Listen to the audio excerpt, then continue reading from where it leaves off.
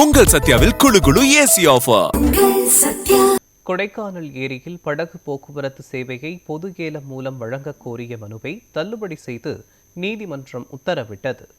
கொடைக்கானல் ஏரியில் படகு போக்குவரத்து சேவையை பொது ஏலம் மூலம் வழங்க கோரி தாக்கல் செய்யப்பட்ட மனுவை உயர்நீதிமன்ற மதுரை அமர்வு தள்ளுபடி செய்தது.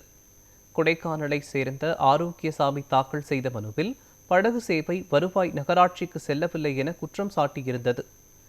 இந்த மனு நீதிபதிகள் சதீஷ்குமார், ஜோதிராமன் அமர்வில் விசாரணைக்கு வந்தது. இதில் படகு சேவைக்கான அனுமதி நகராட்சியிடம் இருப்பதுடன் அதற்கான விதிமுறைகள் மற்றும் அரசாணை ஏற்கனவே பிறப்பிக்கப்பட்டுள்ளதாக நீதிபதிகள் தெரிவித்தனர். எனவே மனுவை தள்ளுபடி செய்து உத்தரவிட்டனர்.